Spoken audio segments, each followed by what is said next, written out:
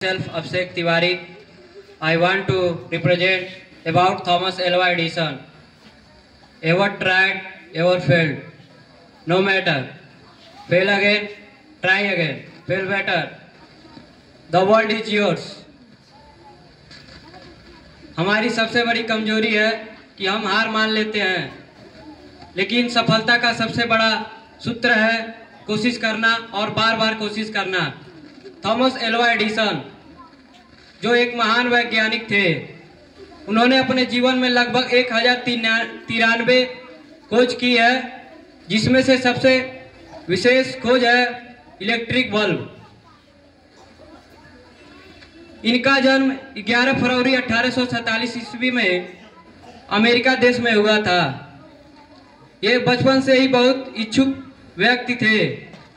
जब पक्षियां उड़ा करती थी तो वे सोचते थे हम क्यों नहीं उड़ते, और एक दिन ये देख रहे हैं कि पक्षियां कीड़े मकोड़े खा रहे हैं, और वो बगीचे में जाते हैं और एक डब्बे में कीड़े मकोड़ों को इकट्ठा करते हैं और अपने दोस्त को पीसकर पिला देते हैं।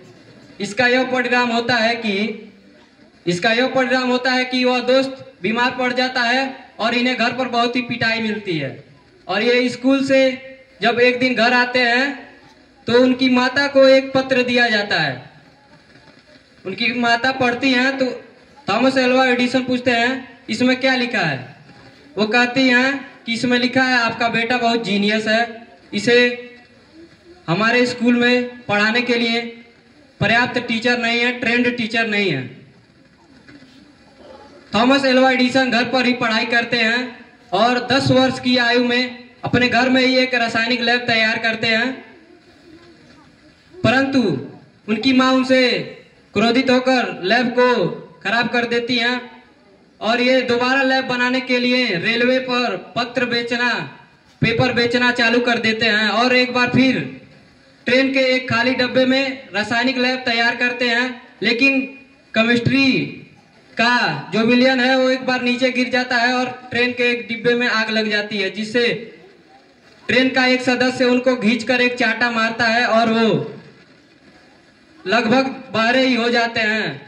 और आगे चल के वो उनसे पूछा जाता है आप बहरे हो गए हैं, तो वो कहते हैं कि ये तो बहुत अच्छी बात है, मैं गलत चीज फालतू का बकवास नहीं सुनूंगा।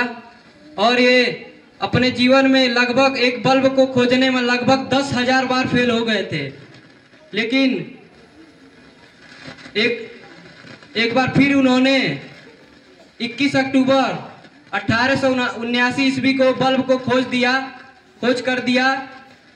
और जब पूछा गया कि आप तो 10,000 बार फेल हो गए, आप क्यों नहीं इसको खोज करने के लिए बंद कर दिए, क्यों खोज करना ही जारी रखे, तो वो बोले कि हम जो 10,000 प्रयोग किए वो हमारा रास्ता गलत था और यह रास्ता सही है। इंसान कभी फेल नहीं होता, बस उसके रास्ते फेल होते हैं। धन्यवाद।